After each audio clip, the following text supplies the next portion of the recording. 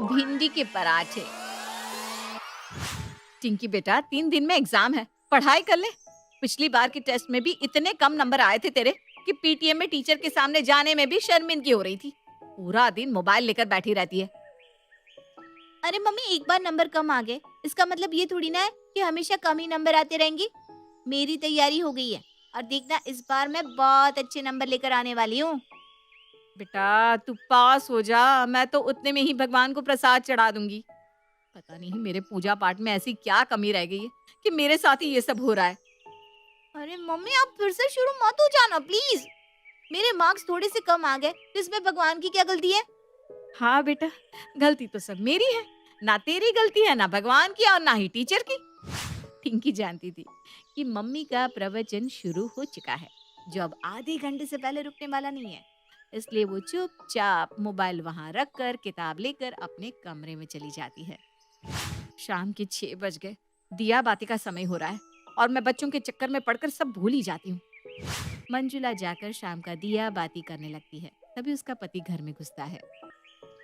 कुछ पता चला प्रमोशन के बारे में? कुछ पता नहीं चल पा रहा है मंजुला। मैं तो परेशान हो गया हूँ। मुझे लगता है मेरे जूनियर्स का भी प्रमोशन हो जाएगा। बस मैं वहीं का वहीं रह जाऊंगा। तुम्हें पता है मेरे साथ जिन्होंने भी ज्वाइन किया था ना, सबका प्रमोशन हो गया। यहाँ तक कि अब तो जूनियर्स के भी प्रमोशन के नंबर लगने लगे हैं। तभी उसकी सासू माँ शकुंतला देवी वहां आती है। अरे आधी जिंदगी बिता दी तूने घर में, लेकिन बहू वाले एक ढंग नहीं सीखे। ये नहीं कि आदमी बाहर से थक हार कर आया है उसे चाय पानी पूछे, आते ही पहले टेंशन वाली बात छेड़ देगी।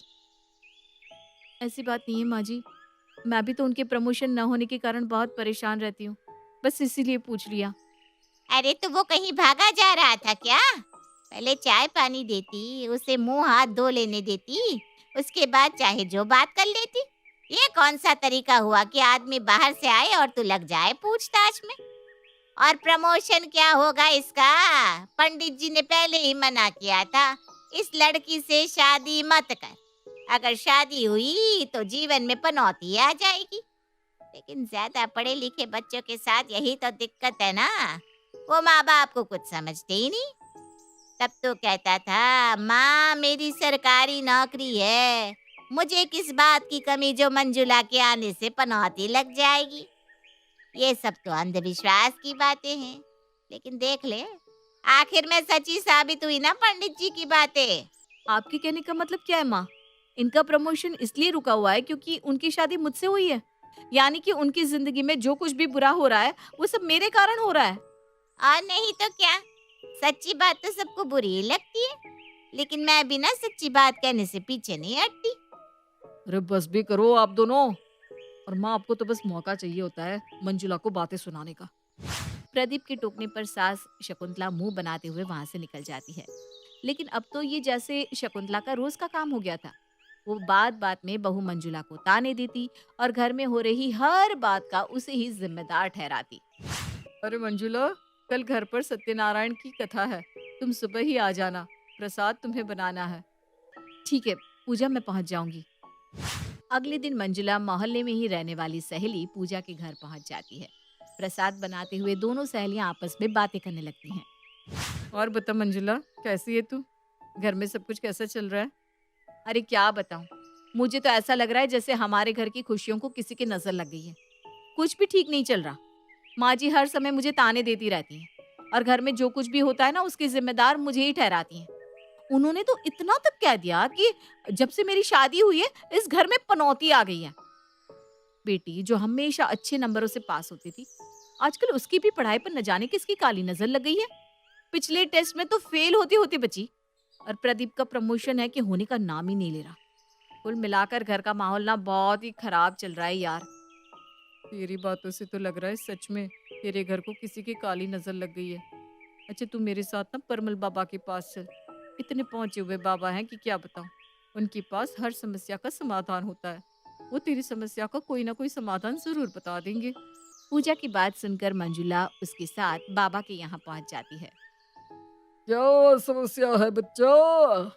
तेरे चेहरे का तेज देखकर पता लग रहा है कि कृपा तेरे घर तक पहुंच नहीं पा रही है। जरूर तुझसे कोई गलती हो रही है। बाबा आप ही बताइए मुझसे क्या गलती हो रही है। मैं बहुत आशा लेकर आपके पास आई हूँ। ऐसा लग रहा है मेरे घर पर किसी की काली नजर लग गई है। बेटी की पढ़ाई और पति के प्रमोशन की चिंता में मेरी तो रातों की नींद ही उड़ गई है। ऊपर से सास जीने नहीं देती, दिन रात ताने मारती रहती है। तू फिक्र मत कर बेटा, तेरी समस्या का समाधान जरूर होगा। तू ये बता, घर में पराठे बनते हैं? अब बनते हैं ना बाबा, लगभग रोज ही नाश्ते में पराठे ही बनाती हूँ।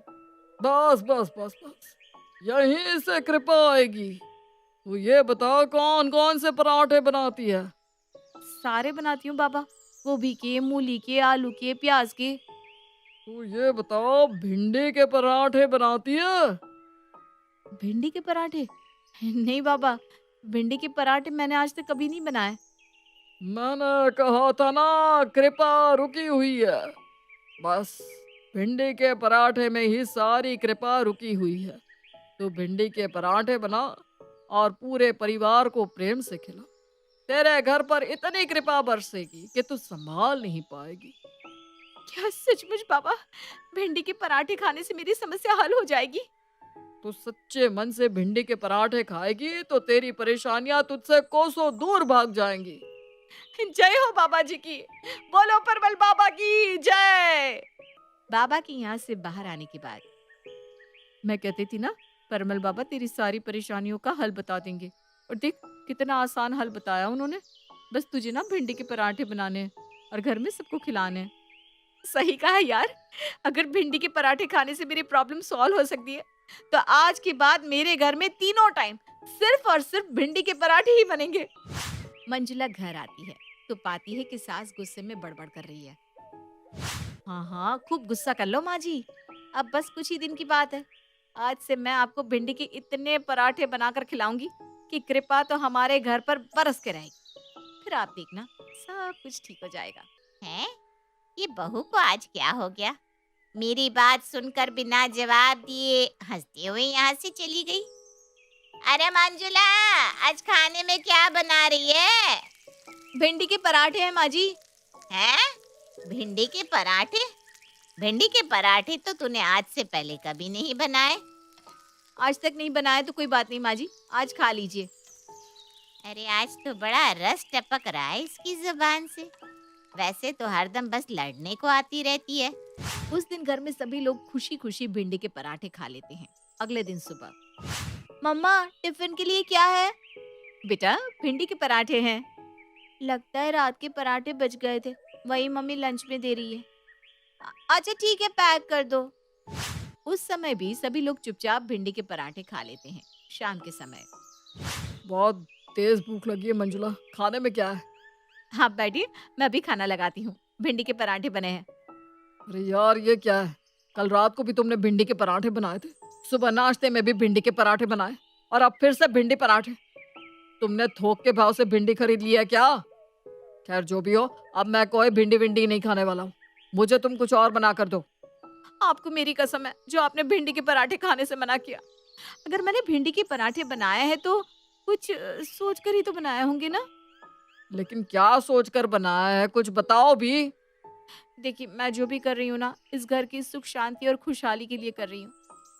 मैं परमल बाबा के पास गई थी और बाबा जी ने कहा है कि अगर हम लोग भिंडी के पराठे खाएंगे तो हमारे घर में कृपा बरसेगी और हमारी सारी प्रॉब्लम सॉल्व हो जाएगी। अरे मम्मी, आप कैसी बातें कर रही हो? आप पढ़ी लिखी होकर ऐसी अंधविश्वास वाली बातें कर सकती हो?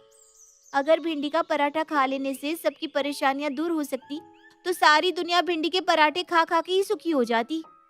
देखो मुझे कोई बहस नहीं करनी, जो मैंने कह दिया सो कह दिया। आप लोग मेरा मरा हुआ मुंह देखोगे अगर आप लोगों ने भिंडी का पराठा खाने से मना किया तो।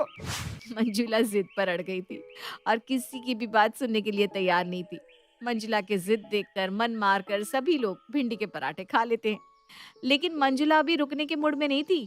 अगले 3 दिनों तक वो सुबह दोपहर शाम जय बाबा जी के नारे लगाते हुए भिंडी के पराठे बनाती जाती है और जोर जबरदस्ती से सबको खिलाती जाती है। मंजुला को महसूस हो रहा था कि जब से उसने अपनी सास को भिंडी के पराठे खिलाना शुरू किया है, उनका ताने मारना और झगड़े करना बंद हो गया है। उल्टा वो तो मंजुला से बड़े प्यार से पेश आ रही थी। चौथे दिन, मम्मी आप सोच भी नहीं सकते हो आज क्या हुआ है। अरे साफ साफ बताना बेटा क्या हुआ है? मम्मा मेरी टेस्ट की शीट मिल गई है और मेरी क्लास में 3rd रैंक आई है। देखो मैं कहती थी ना कृपा बरसेगी, बरस गई कृपा। जय बाबा जी। तभी प्रदीप भी खुशी खुशी घर आता है।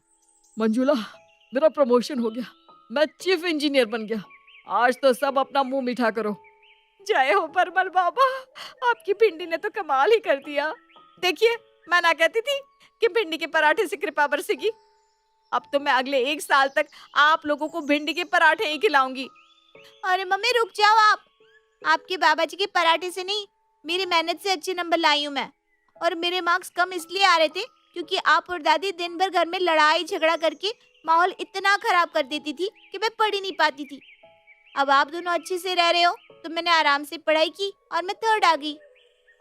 हाँ बहू, तूने भिंडी के पराठे खिला खिला कर उबा दिया था, इसलिए मैं तेरी सहेली पूजा से मिलने गई और उससे तेरी परेशानी पूछी। उसने बताया कि तू मेरे ताने मारने और झगड़ने से परेशान है, इसलिए भिंडी के पराठे बना रही है। मैंने सोचा अगर मैं लड़ना छोड़ दूंगी तो तू भी ये पराठे बनाना बंद कर देगी और कुछ ढंग का खाना बनाकर खिलाएगी। बेटा अब अगर तूने एक और दिन मुझे भिंडी दिखाई ना तो मुझे उल्टी ही हो जाएगी।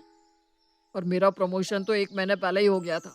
मेरा बॉस छुट्टी पर था, इसलिए लेटर उसके मेल बॉक्स में फंसा हुआ था। आज जब उन्होंने वापस ज्वाइन किया तो मुझे मेरा प्रमोशन लेटर भी मिल गया। तो इसका मतलब मेरे भिंडी के पराठे से कुछ नहीं हुआ? नहीं, और तुम्हारे बाबा की और कृपा हमें नहीं चाहिए। भगवान के लिए आज के बाद भिंडी के पराठे मत बनाना प्लीज। प्रदीप की बात सुनकर मंजुला के चेहरे पर हंसी खिल जाती है।